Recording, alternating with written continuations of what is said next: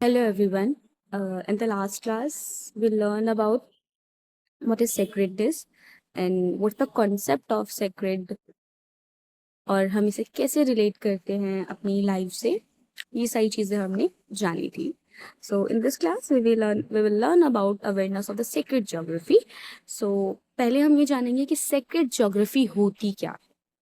Geography हमें पता है कि जो हमारा भूगोल है यानी कि जो हमारा जो इन्वायरमेंट है हमारे आसपास का जो हमारे पास नेचुरल एलिमेंट्स हैं या फिर जो ह्यूमन मेड चीज़ें हैं हमारे अराउंड वो सभी हमारी ज्योग्राफी को क्रिएट करती है. बट यहाँ पर बात होती है सेक्रेड ज्योग्राफी की और उसके बाद हम यहाँ पे बात कर रहे हैं अवेयरनेस यानी कि जागरूकता. तो जो लोग हैं वो किस तरीके से अपनी सेक्रेड ज्योग्राफी को लेके जागरूक हैं, अपने पवित्र भौगोलिक स्तरों को लेकर कैसे जागरूक है. तो आप सभी ने चार धाम की यात्रा के बारे में सुना होगा, ज्योतिर्लिंगों के बारे में सुना होगा, शक्तिपीठ के बारे में सुना होगा. तो इन सभी की अगर बात करते हैं, इनकी इनकी ज्योग्राफी के बारे में बात करते हैं, तो आप कभी नोटिस करिएगा कि जितने भी तीर्थ स्थल हैं या फिर जितनी भी सेक्रेड साइट्स हैं ये सभी किसी ना किसी रिवर, किसी ना किसी माउंटेन, फॉरेस्ट के पास ही जो है एस्टैब्लिश हैं. और वहीं पर जो ये जो हमारी सेक्रेड प्लेसेस हैं वो हमें इन्हीं एरियाज के पास या फिर इन्हीं नेचुरल एलिमेंट्स के पास मिलते हैं. तो अगर देखें हम सेक्रेड ज्योग्राफी को, so sacred geography refers to sacred sites across India that are interconnected forming networks. तो अगर हम सेक्रेड ज्योग्राफी की बात कर रहे हैं तो ये जितनी भी सेक्रेड साइट्स हैं हमारी इंडिया में ये हमारे इंडिया को इंटरकनेक्ट करती हैं, एक नेटवर्क कनेक्ट करती हैं. अगर हम सिंपली बात करें तो ये नॉर्थ को साउथ से, साउथ को नॉर्थ से, ईस्ट को वेस्ट से, वेस्ट को ईस्ट से, south east, west east and north south इन सभी डायरेक्शंस को आपस में जोड़ती हैं. और अगर हम इन सभी डायरेक्शंस की ज्योग्राफिकल डाइवर्सिटी की बात करें तो हमें इन सभी का जो क्लाइमेट है या फिर जो यहाँ का एनवायरनमेंट है, यहाँ की लैंड फॉर्मेशन की बात करें वो सभी डिफरेंट है एक दूसरे से. बट फिर भी ये जो सेक्रेड साइट्स है जो इन डायरेक्शंस में पाई जाती हैं ये एक दूसरे को इंटरकनेक्ट करती हैं, हमारे पूरे भारत को जोड़ती हैं. The Char Dham Yatra includes four sites in India's north, south, east, and west, encouraging travel across the country. तो अगर हम चार धाम यात्रा की बात करते हैं, चार धाम ऐसे चार स्थल जहाँ पर लोग यात्रा करने के लिए जाते हैं. और ये जो चार धाम है, ये जो चार स्थल हैं हमारे सेक्रेट साइट्स है हमारी, ये किसी एक पर्टिकुलर डायरेक्शन में या पर्टिकुलर एरिया में नहीं है. कि ये नहीं है कि सिर्फ आपको ये नॉर्थ में देखने को मिलेंगे या फिर सिर्फ और सिर्फ साउथ में देखने को मिलेंगे. ये हमारे इंडिया की अलग अलग डायरेक्शंस में है जो हमारी 4 स्टैंडर्ड डायरेक्शंस हैं, नॉर्थ, साउथ, ईस्ट, वेस्ट, उनमें आपको देखने को मिलेंगे. जैसे नॉर्थ में हमें बद्रीनाथ देखने को मिलता है, साउथ में रामेश्वरम, ईस्ट में पुरी और वेस्ट में द्वारका. उसके बाद हमारे पास 12 ज्योतिर्लिंग्स हैं. So the 12 jyotirlingas sacred to Shiva and 51 Shaktipeeths linked to Shakti cover India's map including Bangladesh and Pakistan. तो हमारे इंडिया में 12 ज्योतिर्लिंग्स हैं और ये जो ज्योतिर्लिंग है हमारे, ये हमारे लॉर्ड शिवा को डिनोट करते हैं और ये शिव जी की सेक्रेट साइट्स हैं हमारी. और उसके बाद हमारे 21 शक्तिपीठ हैं. अब ये जो शक्तिपीठ है आपने सुना होगा कि जब माता सती ने अपने आप को आग में सती कर दिया था, अपने आप को जला लिया था, तो जब शिव जी उन्हें गोद में लेकर अपने अपने मतलब अपने हाथों में लेकर जब उन्हें लेकर जा रहे थे तो जिस जिस जगह पर उनकी बॉडी के पार्ट्स गिरे थे वहीं पर वो शक्तिपीठ जो है बन चुके थे. अब ये जो शक्तिपीठ हैं या फिर जो ज्योतिर्लिंग की बात करते हैं एक दूसरे को आपस में लिंक करते हैं. और ये सिर्फ इंडिया में ही नहीं, ये बांग्लादेश और पाकिस्तान के अंदर भी आते हैं. अ स्टोरी अबाउट द शक्तिपीठ. अगर अभी मैंने आपको बताया कि शक्तिपीठ क्या है और कैसे बने ये, कि जब लॉर्ड शिवा जो थे वो जो हमारी डेवोटी थी पार्वती जी उनको लेकर जा रहे थे. तो क्या what's the story behind the शक्तिपीठ? which Sati died, Vishnu cut her body and parts fell across India. तो जब सती यानी कि माता पार्वती जो थी, उनका नाम सती था, वो जब मर जाती हैं, जब उनकी मृत्यु हो जाती है, तो जो विष्णु जी हैं उनकी बॉडी को कट कर देते हैं, इनकी डिफरेंट डिफरेंट पार्ट्स में डिवाइड कर देते हैं and part fail across India. और जब शिव जी उनको लेके जा रहे होते हैं तो जो उनके बॉडी के पार्ट्स होते हैं, तो वो जिस जिस रास्ते में जा रहे होते हैं वो वहां वहां गिरने लगते हैं। जैसे आपने कामाख्या देवी मंदिर सुना होगा, ये भी 51 शक्तिपीठों में से एक है। Making those places sacred as the divine mother's body.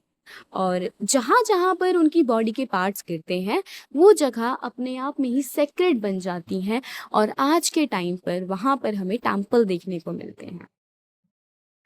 These networks make the entire land sacred, uniting India's diverse region. और ये जो नेटवर्क है हमारा, जो सेक्रेट प्लेसेस का जो नेटवर्क है, जो इनके रास्ते हैं, ये हमारी पूरी धरती को सेक्रेड बनाती है, और इंडिया के डाइवर्स रीजन को, जो इंडिया में अलग अलग क्षेत्र हैं, इन सभी को एक दूसरे से जोड़ती है और यूनाइट करती है। Pilgrims traveling to these sites encounter different languages, customs, and foods, but also see shared Indian values. तो अगर हम बात करते हैं कि ये जो पिलग्रिम्स हैं, जब यहाँ पे लोग ट्रैवल करने के लिए जाते हैं, यहाँ इन साइट्स की ट्रैवलिंग करते हैं, तो वो ये देखते हैं कि हर एरिया में हमें एक डिफरेंट लैंग्वेज देखने को मिलती है। वहाँ का जो जो टेस्ट ऑफ फूड है, या फिर हम वाटर की बात करते हैं, each and everything is different from other places. तो हर एक चीज़ जो है वो डिफरेंट होती है। और चाहे वहाँ के कस्टम की बात करें, चाहे वहाँ के रीति रिवाजों की बात करें, या फिर जो वैल्यूज़ वो शेयर करते हैं, वो डिफरेंट होती है। बट फिर भी अगर हम एक इंडियन कॉन्टेक्स्ट में बात करते हैं, तो हम सभी सेम वैल्यूज शेयर करते हैं। ऐसे ही कि जैसे अगर हम किसी भी रिलीजन की बात कर रहे हैं, तो कोई भी रिलीजन हमें ये नहीं सिखाता है कि आप चोरी करो, या दूसरों का दिल दुखाओ, या दूसरों के साथ डिसरिस्पेक्टफुली बात करो। ऐसी चीज़ें हमें नहीं सिखाते हैं। हर किसी का कहना है कि आप हमेशा सच्चाई के रास्ते पे चलो, आप दीन दुनिया से जुड़े रहो, और दीनी तालीम के साथ रहो। तो हम इन सब तरीक़ों से जो देखें कि हम अपनी इंडियन वैल्यूज़ को एक दूसरे के साथ शेयर करते हैं। तो अगर आप इस मैप में देख रहे हो, तो जो ये सर्कल से बने हुए हैं, जो सर्कुलर पॉइंट्स हैं हमारे, ये हमारे 12 ज्योतिर्लिंग्स हैं। और जो आपको ट्रायंगुलर शेप में नज़र आ रहे हैं, ये हमारे 51 शक्तिपीठ हैं। सो अगर हम सेक्रेड ज्योग्राफी की बात करते हैं, so sacred geography turns the whole land into a network of holy places connecting people, culture and faith. तो जो हमारी सेक्रेड ज्योग्राफी है, जो हमारी पवित्र भूगोल, जो हमारा भूगोल है, जो हमारी भौगोलिक अवस्थाएं हैं, जो हमारे आसपास का इन्वायरमेंट है, ये हमारे लैंड को, हमारी धरती को सेक्रेड बना देता है, पवित्र बना देता है। और एक जितने भी होली प्लेसेस है, जितने भी पवित्र स्थल हैं, उन सभी का एक नेटवर्क बनाता है और लोगों को कनेक्ट करता है। और जो लोग अलग अलग रीजन में, अलग अलग कल्चर में या फिर रिलीजन में रह रहे होते हैं, वो सभी अपने कल्चर को, अपने फेथ को एक दूसरे के साथ शेयर करते हैं। चाहे हम यहाँ पर मंदिरों में पूजा की बात करें, या फिर हम गंगा रिवर की बात करें कि उसकी पूजा करी जाती है, या फिर आपने यमुना घाट आरती के बारे में सुना होगा, आपने नीम के पेड़ की पूजा सुनी होगी, आपने देखा होगा कि लोग पीपल के पेड़ को जल चढ़ाते हैं। तो ये सभी जो चीज़ें हैं जो आज के टाइम पे हम कर रहे हैं, ये सिर्फ आज के टाइम से नहीं है, ये एंशियंट टाइम से ही चली आ रही है ये सारी चीज़ें। तो ये जो है, हमें हमारी ज्योग्राफी से कनेक्ट करती है, हमारी भूगोल से कनेक्ट करती है, हमारे वातावरण से, जो हमारा इन्वायरमेंट है उसके साथ ही ये हमें उन सभी चीज़ों की वैल्यू भी बताती है जिसको हम एज अ गॉड वर्शिप करते हैं।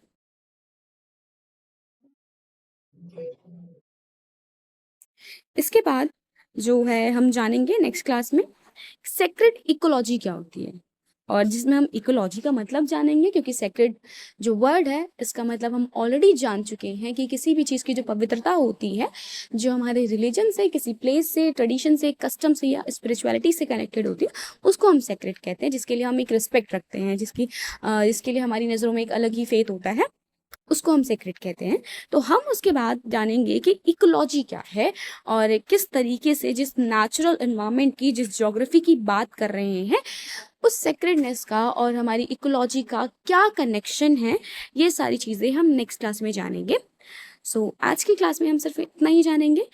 हमने इतना ही जाना है कि लोग किस तरीके से अवेयर हैं अपनी सेक्रेड ज्योग्राफी को लेके। आपने देखा होगा कि लाखों लोग जो हैं हर साल सिर्फ इन्हीं प्लेसेस पर, इन्हीं सेक्रेड साइट्स पर पिलग्रिम के लिए जाते हैं, तीर्थ यात्रा के लिए जाते हैं। जैसे केदारनाथ की बात करते हैं, जो 6 महीने खुलता है और 6 महीने बंद रहता है। तो अभी जो टाइम चल रहा है, इस टाइम पे लोग केदारनाथ की यात्रा करने के लिए जा रहे हैं, क्योंकि उस टाइम अभी तो जो मौसम है वो एकदम नॉर्मल है कि लोग जा सकते हैं, चढ़ सकते हैं पहाड़ों पे। वहीं जब सर्दियों का टाइम आएगा तो वहाँ पे लैंडस्लाइडिंग स्टार्ट हो जाती है, स्नो फॉलिंग स्टार्ट होती है, जिसकी वजह से वहाँ पे ट्रैवल करना मुश्किल हो जाता है। ऐसे ही रामेश्वरम की बात करें या फिर हम पुरी की बात करते हैं, जगन्नाथपुरी की, या हम बद्रीनाथ की बात करते हैं, तो हर साल जो लोग हैं जाते हैं। ऐसे ही हर साल जो लोग हैं वो उम्रा के लिए, हज के लिए जाते हैं। तो ये जो प्लेसेस हैं, ये सिर्फ सेक्रेट प्लेस नहीं है, इनमें हम सभी लोगों का एक फेथ जुड़ा हुआ है, जो हमें कल्चरली हमारे रिलीजन के साथ, और जो वो प्लेस है, यानी कि जो हमारी ज्योग्राफी है, उसके साथ जोड़ता है और लोगों को अवेयर करता है।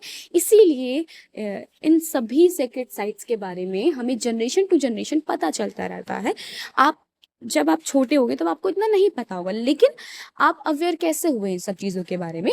आपने अपनी फैमिली में देखा, अपने परिवार वालों को देखा कि आप उनके साथ मंदिर गए होगे, आप उनके साथ मस्जिद गए होगे, तभी आपको पता चला कि हाँ, हमारी सेक्रेट साइट्स होती हैं और हम गॉड को किस तरीके से मानते हैं, कितनी रिस्पेक्ट करते हैं और हमारे लिए पवित्रता क्या है।